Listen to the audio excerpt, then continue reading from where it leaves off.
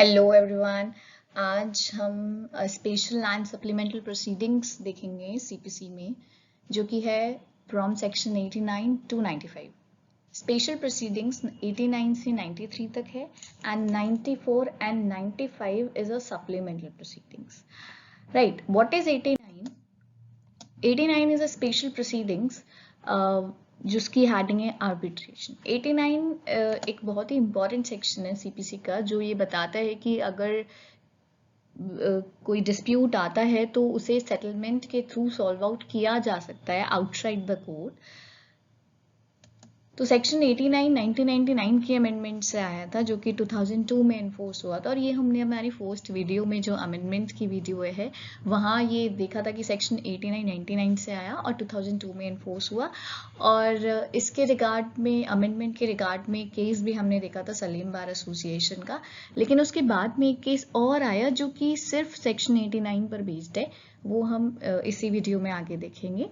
Section 89 के दो clauses हैं, क्लॉज 1 एंड 2। क्लॉज 1 क्या कहता है?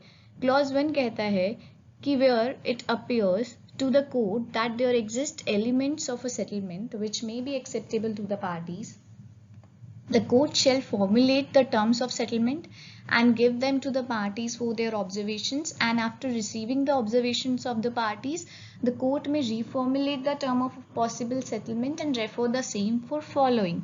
See, क्लॉज 1 क्या कहता है? ये कहता है कि अगर कोर्ट को लगता है कि सेटलमेंट हो सकता है पार्टीज के बीच में, तो कोर्ट एक फॉर्मुलेट करेगी टर्म्स ऑफ सेटलमेंट और वो दे देगी पार्टीज को ऑब्जर्वेशन के लिए। पार्टीज उन्हें ऑब्जर्व करेगी और ऑब्जर्वेशन के बाद फिर से उसे कोर्ट को देगी। कोर्ट को लगता है कि कुछ चेंजेस होने चाहिए तो उसको फिर से रिफॉर्मुलेट करेगी और पार्टीज को भेज देगी arbitration, conciliation, judicial settlement including settlement through लोक अदालत या फिर मीडिएशन में। सी, अगर हमें इसे याद करना है तो हम इसे याद कर सकते हैं ACJM के through, right? Arbitration, conciliation, judicial settlement and mediation. Clause 2 क्या कहता है? क्लॉज 2 बताता है कि आर्बिट्रेशन कैसे गवर्न होगा। तो आर्बिट्रेशन और conciliation, arbitration and conciliation act 1996 के थ्रू गवर्न होंगे। लोक अदालत लीगल सर्विस अथॉरिटीज एक्ट 1987 के थ्रू गवर्न होगी। Judicial settlement legal service authorities act 1987 से मीडिएशन कोर्ट खुद कराएगी और खुद का प्रोसीजर खुद डिटरमाइन करेगी। सी, जो केस हम बोल रहे हैं, जो 89 पे एक इम्पॉर्टेंट केस लॉ आया है, उधर ये कहा गया कि सी और डी, ये जो दोनों प्रोविजन है, सी और डी वाला, जुडिशियल सेटलमेंट, मीडिएशन, इन दोनों टर्म को हमें इंटरचेंज करके पढ़ना है। इसका मतलब ये कि मीडिएशन तो लीगल सर्विस अथॉरिटीज एक्ट 1987 के थ्रू होगा, जबकि जुडिशियल सेटलमेंट पार्टीज का जो जुडिशियल सेटलमेंट वो कोर्ट कराएगी, कोर्ट खुद का प्रोसीजर खुद डिटरमाइन करेगी, राइट? सेक्शन 89 तो हमने देख लिया है, जहाँ पे हमें आउट ऑफ कोर्ट सेटलमेंट का एक सब्सटेंटिव राइट दिया हुआ है। लेकिन what is the procedure to achieve that settlement, कि हम कब किस स्टेज पर सेटलमेंट के लिए जा सकते हैं? तो ऑर्डर 10 में 1A 1B and 1C add हुआ।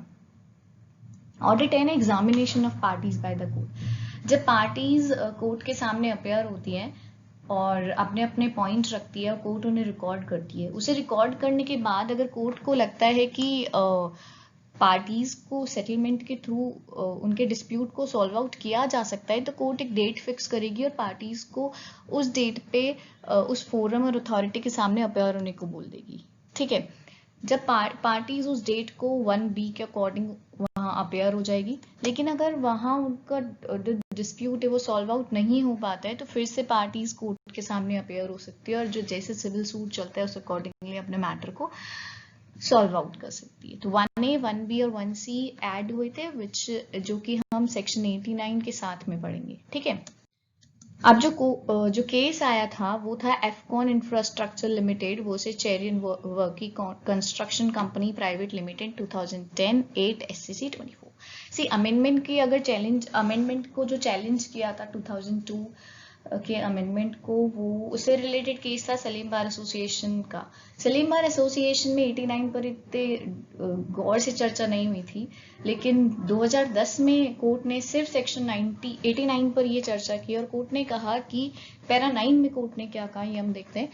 कोर्ट ने कहा, if section is to be read and required to be implemented in its literal sense, it will be a trial जज nightmare. It puts the cart before the horse and lays down an impractical, if not possible, procedure in subsection 1. तो court ने subsection 1 के procedure को ही बोल दिया कि ये this is impossible, this can not be done. अगर कोर्ट ही सारी term of settlement set out कर देगी तो फिर जो सेटलमेंट अथॉरिटी है फिर वो क्या करेगी। हाँ, फिर पैरा 25 में कोर्ट ने कहा कि in view of the foregoing it has to be concluded that proper interpretation of section 89 of the code requires two changes from a plain and literal reading of the section. Firstly, it is not necessary for the court before referring the parties to an ADR process to formulate or reformulate the terms of a possible settlement. It is sufficient if the court merely describes the nature of dispute and makes the reference. ठीक है।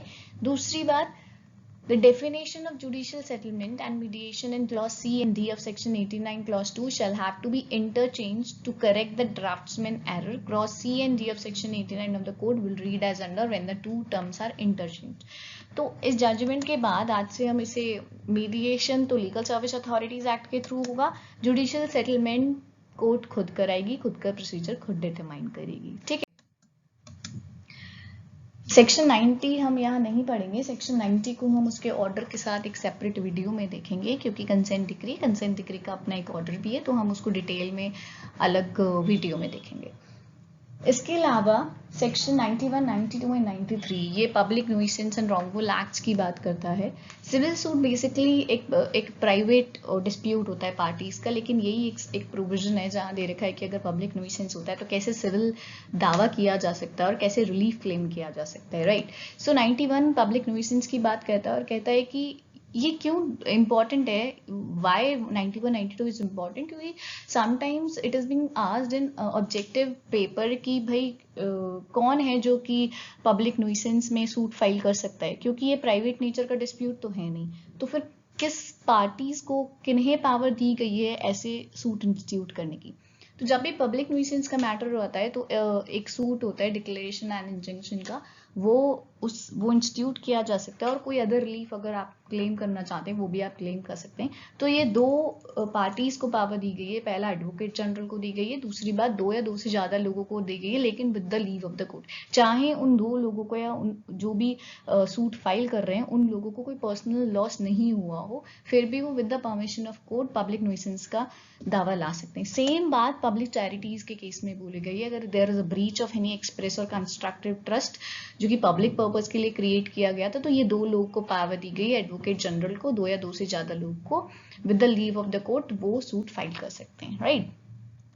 93 कहता है कि अगर presidency towns के बाहर में advocate general की पावर किसके पास है, तो यहाँ 93 कहता है कि यहाँ पे कलेक्टर या फिर कोई भी ऑफिसर जिसे स्टेट गवर्नमेंट ने अपॉइंट किया वो ये वाली पावर को एक्सरसाइज कर सकता है और सूट फाइल कर सकता है। ठीक है। 94 एंड 95 हमने देखा कि सप्लीमेंटल प्रोसीडिंग्स होती है। सप्लीमेंटल प्रोसीडिंग बेसिकली दोनों की हेडिंग है, 94 एंड 95 दोनों की हेडिंग सप्लीमेंटल प्रोसीडिंग है। 94 भी एक सप्लीमेंटल प्रोसीडिंग है जो क्या कहता है कि in order to prevent the end of justice from being defeated, court ये फॉलोइंग काम कर सकती है। 94 में क्या क्या कर सकती है, कोर्ट वारंट इशू कर सकती है अरेस्ट का, ठीक है। दूसरा, कोर्ट अटैच कर सकती है प्रॉपर्टी को, टेम्पररी इंजंक्शन ग्रांट कर सकती है, रिसीवर अपॉइंट कर सकती है, या फिर एनी अदर इंटरलॉक्यूटरी ऑर्डर दे सकती है। ये सारे काम कोर्ट कर सकती है एक सूट को एडजुडिकेट करने के लिए। 95 क्या कहता है, 95 in itself is a very important section because it deals with the compensation. Compensation से related सिर्फ 95 section है जो CPC में बात करता है। ये क्या कहता है कि पहली बात तो compensation आप किन केसेस में मांगेंगे, तो बोला compensation हम अरेस्ट के केस में, अटैचमेंट के केस में और इंजंक्शन के केसेस में मांगेंगे जब ये तीनों चीजें insufficient ग्राउंड पर हुई हो। ठीक है, जब अरेस्ट, अटैचमेंट और इंजंक्शन insufficient ग्राउंड पे हुए हो तो कॉम्पेंसेशन मांगा जा सकता है, या फिर कोई किसी पार्टी ने, प्लेंटिफ ने जो सूट फाइल किया है वो किसी अनरीजनेबल या फिर उसका कोई प्रोबेबल ग्राउंड ही नहीं है सूट फाइल करने का, तो इस केस में भी कॉम्पेंसेशन मांगा जा सकता है जब प्लेंटिफ का सूट फेल हो गया हो। तो इन दोनों ग्राउंड में से किसी भी ग्राउंड में कॉम्पेंसेशन मांगा जा सकता है। अब बात आती है कितना कॉम्पेंसेशन 95 देता है हमें, तो बोला मैक्सिमम कॉम्पेंसेशन की बात करें तो 50,000 है, यहाँ लिखा है नॉट एक्सीडिंग 50,000, तो इसका मतलब क्या हुआ, 50,000 से ज्यादा का कॉम्पेंसेशन कोर्ट ग्रांट नहीं कर सकता है। ठीक है, लेकिन मिनिमम कितना है, मिनिमम बोला कि मिनिमम जितना कोर्ट का पेक्यूनियरी जुरिसडिक्शन है उतना, ठीक है। तो पेक्यूनियरी नॉट मिनिमम बट बेसिकली अगर कोर्ट का जुरिडिक्शन 50,000 नहीं है, सपोज कोर्ट का जुरिडिक्शन 20,000 है, तो कोर्ट 20,000 से ज्यादा का नहीं दे सकती, पेक्यूनियरी जुरिडिक्शन के बियॉन्ड नहीं जा सकती है कोर्ट, लेकिन मैक्सिमम 50,000 दे सकती है। अगर किसी के पास 50,000 तक की पावर है तो वो कोर्ट 50,000 तक का कॉम्पेंसेशन दे सकती है, राइट। दूसरी बात हमने ये देखी कि पहले कि हम इसे क्लेम कैसे करेंगे। तो आप कॉम्पेंसेशन क्लेम करने के लिए दूसरा दावा नहीं ला सकते हो, you can not file another suit for claiming compensation. इसके लिए उसी सूट में 95 की एक एप्लीकेशन लगेगी जहां आप कॉम्पेंसेशन क्लेम कर सकते हैं in respect of arrest, attachment और इंजंक्शन। ये हमने एक अर्लियर वीडियो में भी देखा है, जो सेक्शन 12 है वो 12 सूट की बात करता है कि किन किन मैटर्स में आप अनदर सूट नहीं फाइल कर सकते हैं। तो वन ऑफ द सेक्शन है सेक्शन 95 की कॉम्पेंसेशन जब भी क्लेम करना है वो उसी सूट में फाइल किया जाएगा, उसी सूट में एक एप्लीकेशन लगा के आप क्लेम कर सकते हो, अनदर सूट नहीं फाइल कर सकते हैं, ठीक है। So this is from 89 to 95 and next video will come up with the next video so soon. Till then, stay safe.